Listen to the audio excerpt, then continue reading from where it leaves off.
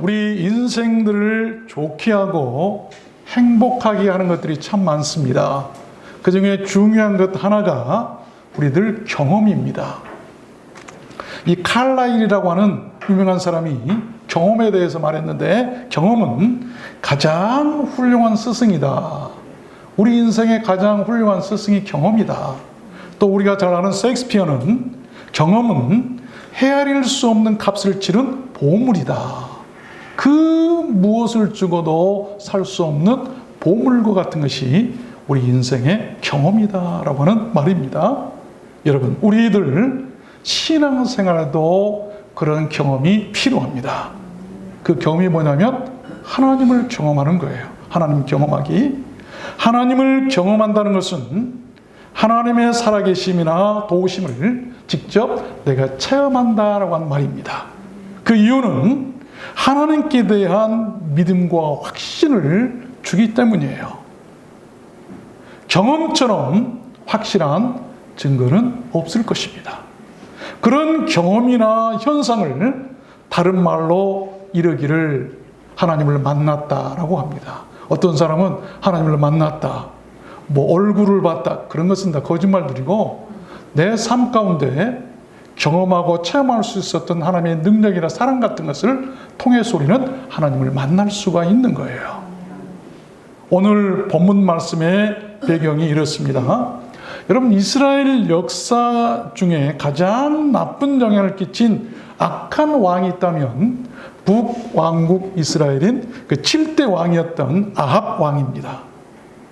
그가 당시 강력했던 그 아람 나라의 남하 정책을 막기 위해서 베니게라고 하는 이방 나라와 결혼 동맹을 맺습니다.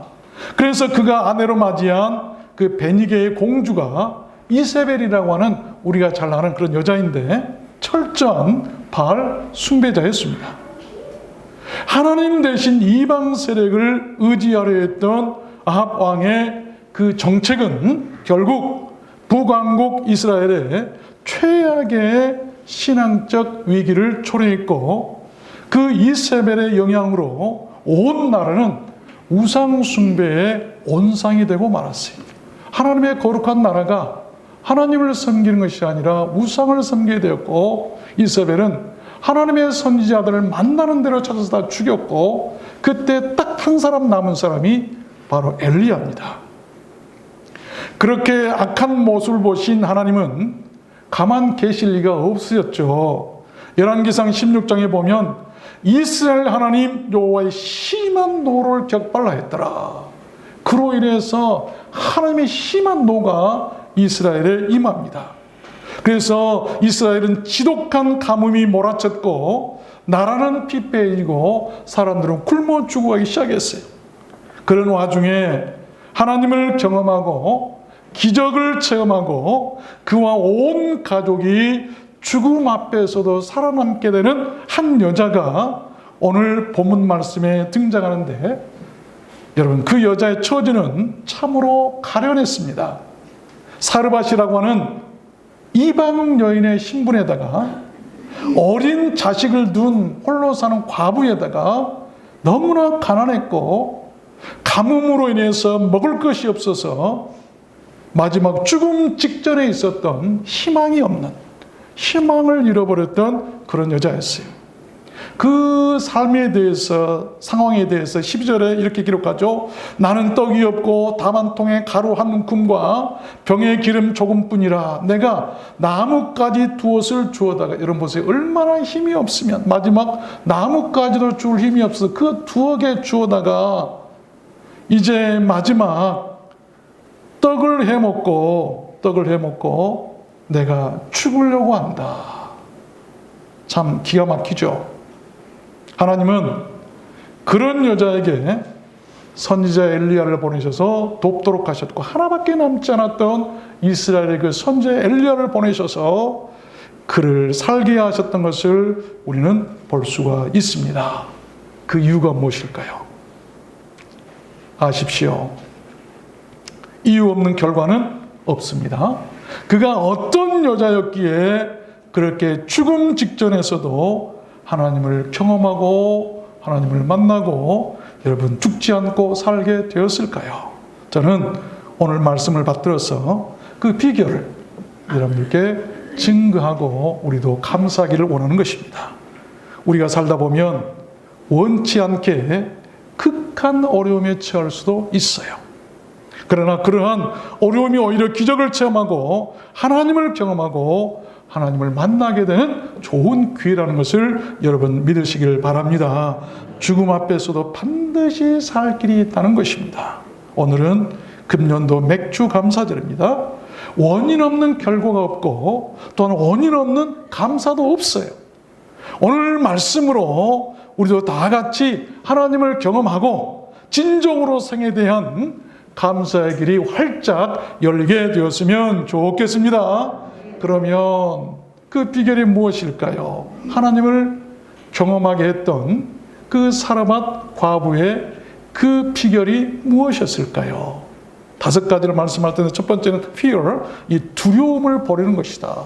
두려움을 버리는 것. 오늘 13절에 이렇게 말씀합니다.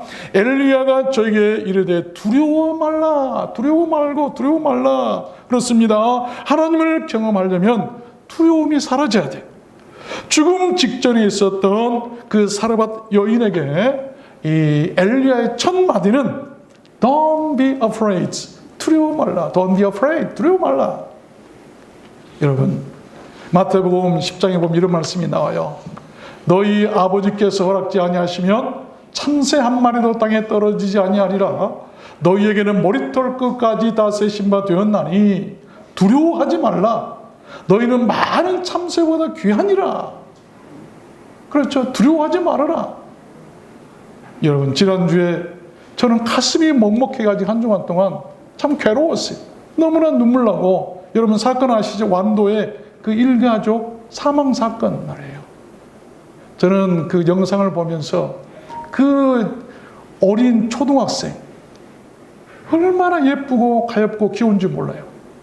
그 어린아이에게 수면제를 먹여서 축 늘어진 아이를 등에 업고 새벽에 나와서 차에 타고 새 가족이 바다로 돌진해서 죽은 사건이었습니다. 그것을 보면서 이야, 이런 말씀을 알았으면 그 사람 예수 믿고 이런 하나님의 말씀을 알았더라면 그렇게 되지 않았을 때 그 어린아이가 무슨 죄가 있는가? 참 마음이 아팠어요. 우리가 알아야 될 것은 우리도 그런 상황이 닥쳐올 때 무엇을 붙들 것인가? 오늘 이 말씀처럼 이 사르밧 여인처럼 우리도 하나님을 만날 수 있고 기적을 체험할 수 있고 살 수 있다는 것입니다. 이것이 하나님의 말씀이에요. 우리 신앙하는 사람들이 이걸 모른다고 한다면 신앙생활 할 필요가 없겠죠. 여러분, 모든 인생은 두려움에서 벗어날 수 없는 존재, 누구에게나 두려움이 임할 수 있어요. 그러한 두려움이나 공포를 물리치게 하는 것은 바로 우리들 믿음이나 신앙이라고 하는 것을 분명히 아시기를 바랍니다. 그러한 두려움이나 공포를 물리칠 때 죽음에서도 살아날 수가 있게 되고 진정한 감사가 우리들 영혼에서 발현된다. 이 레벨레이션, 계시된다. 우리 영혼에 하나님께서 감사할 수 있도록 계시한다는 거예요. 그래서 우리 영혼에 먼저 하나님의 계시가 임하면 우리가 계시를 발휘하는 것, 밖으로 드러내는 것, 이것이 바로 감사와 찬양이고 예배라고 하는 것이죠.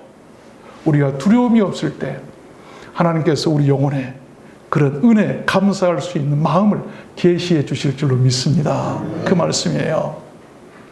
계시록 1장 17절에도 보면 내가 볼 때에 그 발 앞에 엎드려져서 죽은 자같이 되매 그가 오른손을 내게 얹고 가라사대 두려워 말라.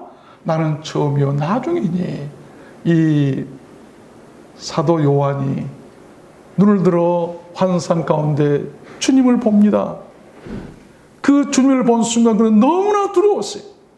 죄인의 모습을 얼마나 두려웠겠어요. 그냥 넙죽 엎드렸더니 그 주님께서 사도 요한 머리 위에 안수하시면서 손을 대시고 두려워하지 말아라.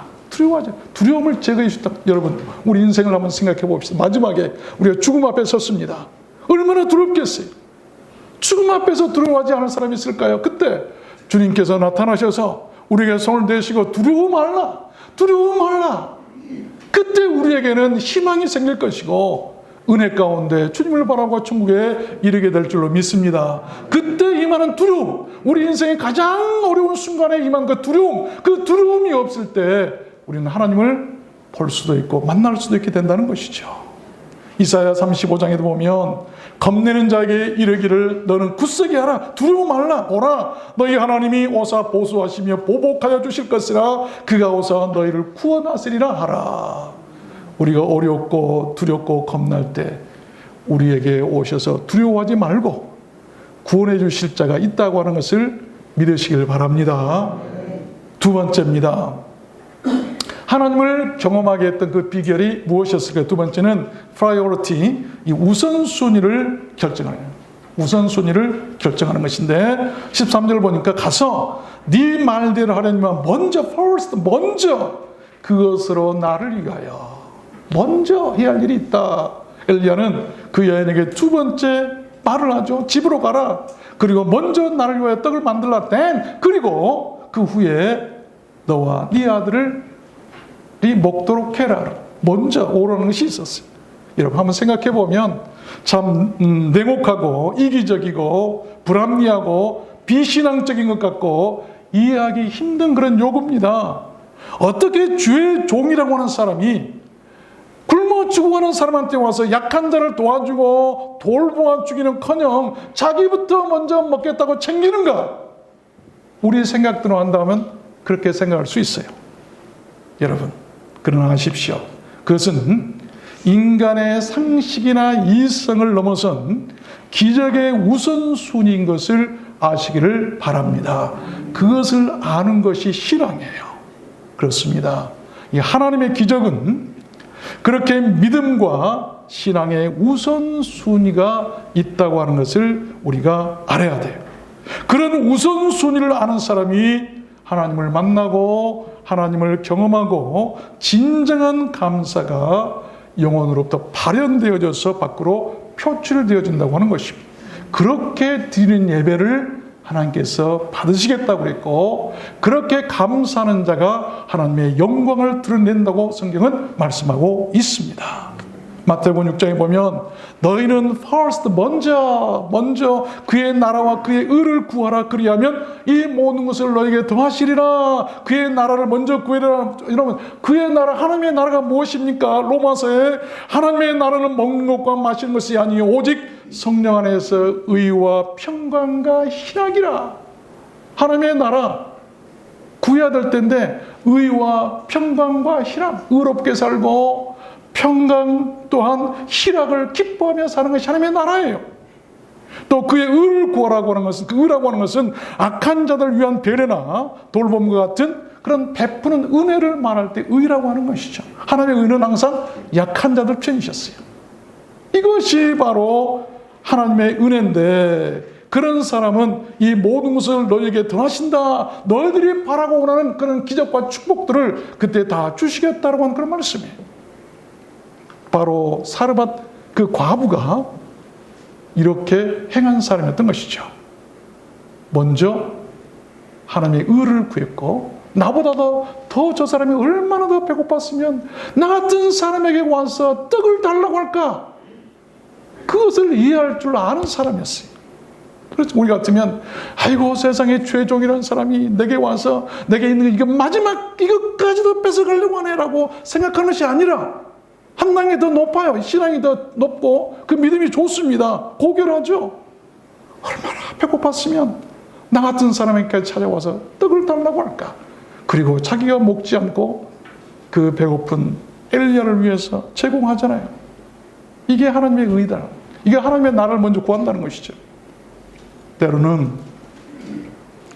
우리가 신앙생활할 때 비성적이고 불합리해 보일 때도 있습니다. 그러나 믿으시길 바랍니다. 하나님의 주권이고 그것이 하나님의 방법이라는 것을 알아야 돼요. 살리는 방법. 우리들 기독교의 믿음이나 신앙은 그 이성이나 합리성을 뛰어넘는 그 이상의 것을 말하는 것이고 그것이 진정한 감사의 비결이라고 하는 것입니다.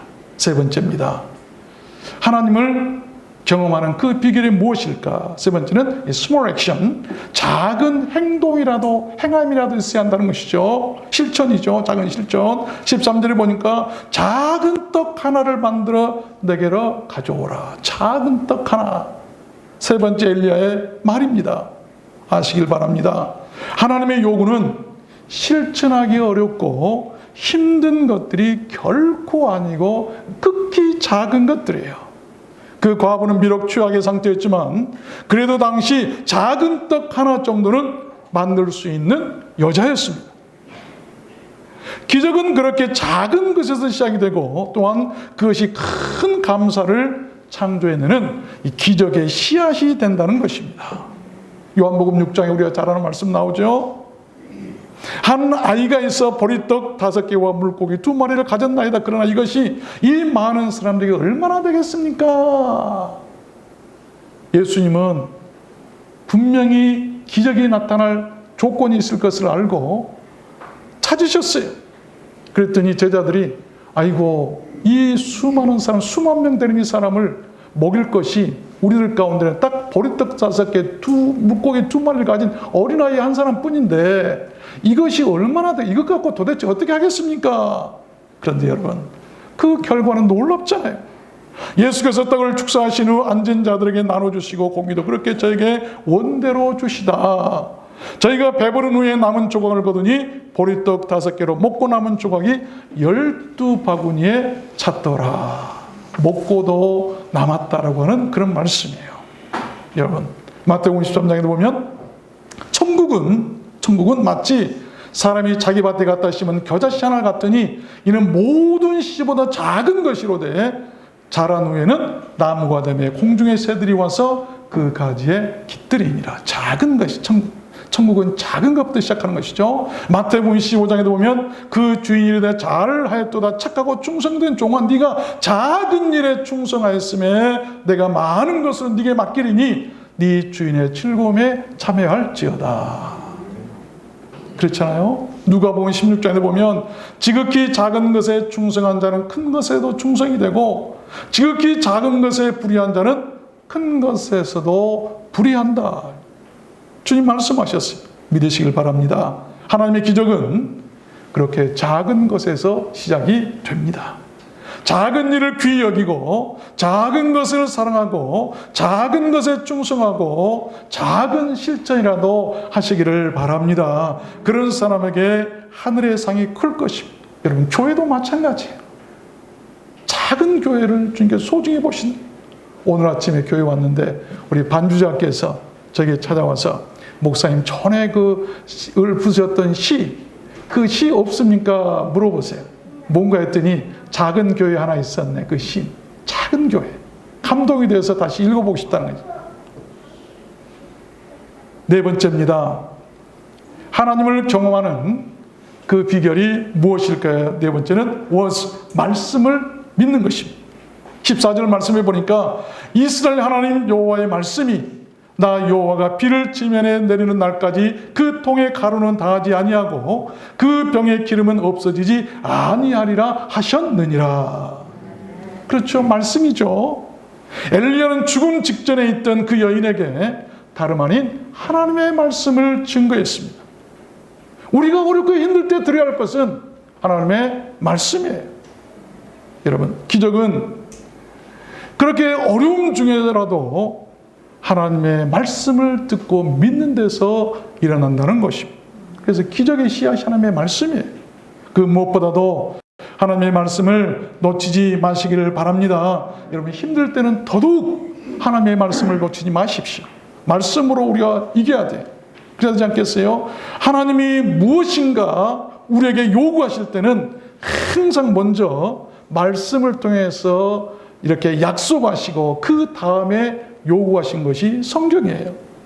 그러므로 우리들 인생에 무엇보다 중요한 것은 God's promise, 하나님의 그 약속과 God's covenant, 하나님의 언약입니다. 성경은 우리들 인간과 하나님과의 계약서와 같은 거예요. 계약서. 시편 119편에 보면 이런 말씀이 있어요. 이에 저희가 그 근심 중에서 여호와께 부르짖음에 그 고통에서 구원하시되 저가 그 말씀을 보내어 저희를 고치사 유경에서 건지시는도다. 여호와의 인자하심과 인생에 행하신 기적과 같은 일을 인하여 그를 찬송할지로다. 그를 감사하게 된다. 우리가 힘들 때 기도하면 하나님은 무엇을 보내셔서 우리를 고치시고 위경 가운데서 죽음 직전에도 건지시는 건 말씀을 보내신다고 말씀이 달려온다. 그것이 시편 147편에도 나와요. 그 명을 땅에 보내시니 그 말씀이 속히 달리는도다.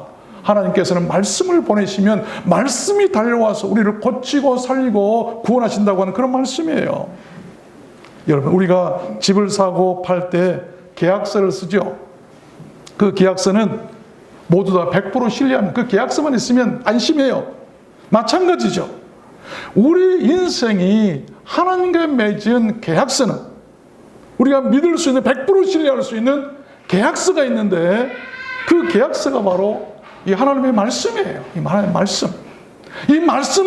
이 말씀의 계약서만 가지고 있으면 하나님이 꼼짝 못 하신다 이 말입니다. 그렇지 않겠어요? 하나님과 나의 계약서 있지 않습니까? 계약서를 내놓으십시오. 하나님 앞에 우리가 내밀 계약서가 뭔가 했더니 바로 하나님의 말씀이에요. 상대방의 약속을 믿는 것은 그 사람을 얼마나 신뢰하느냐에 따라 다르죠. 여러분께서는 하나님의 약속을 얼마나 신뢰합니까? 여러분, 하나님의 계약서인 이 성경을 여러분 믿습니까? 여러분 집을 사고 팔 때 써놓은 그 계약서를 못 믿을 사람이 있습니까? 믿기 때문에 여러분 안심하잖아요. 우리 인생도 안심할 수 있는 길은 계약서. 마지막 5번째입니다. 이 하나님을 경외하는 그 비결은 obedience, 이 순종하는 것이다. 15절 말씀해 보니까 저가 가서 엘리야의 말대로 하였더니, 그래서 기적은 말씀에 대한 순종에서 시작된다는 것이죠. 그 결과 놀라웠지 않습니까? 저와 엘리야와 식구가 여러 날 먹었으나 여호와께서 엘리야로 하신 말씀같이 통에 가루는 다하지 아니하고 병에 기름이 없어지지 아니하니라. 그렇죠? 어린 자식과 함께 죽음 직전에 있던 사람이 죽지 않고 살게 된 그런 체험을 했어요. 아마도 모르긴 하지만 그 과부와 살게 된 그 어린 아들은 평생에 하나님을 만나고 그 기적을 체험했던 그 일로 인해서 감사하며 살았을 줄로 저는 믿습니다. 말로라도 감사해야 돼요. 눈만 뜨면 싸우는 노부부가 계셨답니다. 눈만 뜨면 서로 욕하고 미워하고 싸우는 부부인데 그 싸울 때 하는 말이 뭐냐면 지랄을 하네. 미안합니다. 아이고 지랄하네. 그 말 많이 하죠. 절대 그러면 안 돼요. 그런데 어느 날 그 할머니 할아버지 손주가 있는데 손주한테 전화가 따라 왔어요. 어린 손주가 받았어요. 할아버지 계시냐? 예, 계신데요. 뭐 하시냐? 주무신데요. 야, 좀 깨워라. 친구한테 전화 와서 좀 바꿔주라. 그랬더니 안 돼요. 이 녀석아 친구니까 괜찮아. 좀 깨워서 바꿔줘. 아니, 절대 안 돼요. 아니, 이 녀석아 왜 안 된다는 거야? 그랬더니 미안합니다. 할아버지가 일어나면 지랄해요. 그 손주가 들었던 것이 할아버지 할머니가 싸울 때 들었던 지랄한단 말, 또 일어나면 또 지랄하겠지. 그 말 가지고 여러분 얼마나 큰 창피입니까? 만약에 그 할머니 할아버지가 감사해, 여보 고마워, 감사해 그 말했다고 한다면 그 어린 손주가 그 친구분한테 감사합니다라고 얘기했을 것입니다. 우리가 하나님 앞에서도 그래야 되지 않겠어요? 말씀을 맺겠습니다. 이 프랑스의 고령의 할아버지가 코로나19의 감염병에 들어서 병원에 이송되었어요. 그래서 할아버지는 하루 24시간 동안 산소 공급을 받습니다. 그 후 다행히 상태가 좋아졌는데 병원에서 할아버지한테 그 비용을 50만 프랑, 우리 돈으로 하면 한 1억 정도 된다고 그래요. 그 청구서를 받아들고 할아버지가 엉엉 울기 시작. 그래서 의사가 돈이 없어서 그런 줄 알고 할아버지 왜 그러세요? 울지 마세요. 괜찮아요. 어떤 길이 있을 거예요. 그랬더니 할아버지가 정색하며 얘기합니다. 아닙니다. 나는 충분히 이 비용을 갚을 수 있는 능력이 있는 사람입니다. 그런데 지난 93년 동안을 살아오면서 하나님께서 주신 산소를 마시며 내가 살아왔지만 하나님은 한 번도 내게 청구서를 청구한 적이 없고 그 은혜가 얼마나 크고 감사한지, 또 내가 하나님께 얼마나 많은 빚을 졌는지 생각하니까 눈물이 나서 내가 울고 있습니다. 그랬다는 것이죠. 우리가 혹시 잊고 있는 우리들 모습 아닙니까? 여러분, 안구 하나를 이식하려면 1억이 든다네요. 신장 하나를 이식하는데 3천만 원, 심장을 바꾸는 데는 5억, 간을 이식하는 데는 7천만 원이 든답니다. 그래서 건강한 한 사람의 몸을 이렇게 누가 값을 매겨봤는데 51억이나 든대요. 여러분, 아무것도 없고 내 몸뚱아리 하나만 있는 사람도 51억짜리 부자입니다. 아멘을 안 하시네요? 어떤 사람이 계산을 해봤는데 사람이 하루에 마시는 산소값이 860만 원이 돼요. 우리는 날마다 그렇게 하나님께 도움을 공짜로 받고 살지 않습니까? 그뿐입니까? 햇빛도 공짜, 비, 바람, 공기 같은 것을 모두 계산한다면 얼마나 될까요? 단 5분도 10분만이라도 우리가 숨 안 쉬면 죽어요. 공짜로 우리가 받고 있어요. 무엇으로 천문학적인 그 비용을 하나님께 갚을 수가 있을까요? 그 길이 없을까요? 있습니다. 어떤 길이 있는가 하면 단 한 가지, 하나님이 요구하신 건 딱 한 가지예요. 그것이 바로 뭐냐면 하나님을 믿고 그를 섬기라는 것입니다. 얼마나 감사합니다. 집 안 팔아도 되고 자산 안 팔아도 괜찮아요. 하나님을 믿고 섬기면 된다는 거죠. 오직 그것 하나만을 위해서 하나님께서 그렇게 많은 것을 오늘도 무료로 공짜로 우리에게 주고 계신다. 그뿐입니까? 하나밖에 없으신 아들 독생자 예수 그리스도를 이 땅에 아낌없이 보내주셨어요. 그것을 알고 그것을 믿고 감사하는 사람은 하나님을 만날 것이고 단번에 탕감이 되는데 그런 사람이 구원받고 그런 사람이 천국에 가게 될 줄로 믿습니다. 여러분, 오늘은 맥주 감사절입니다.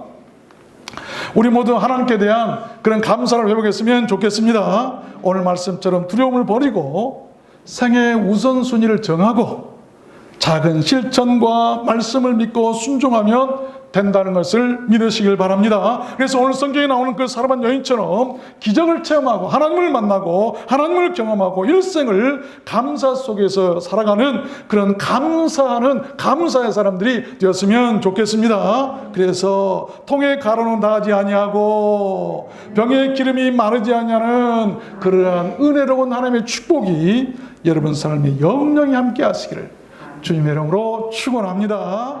우리 찬양하도록 할까요?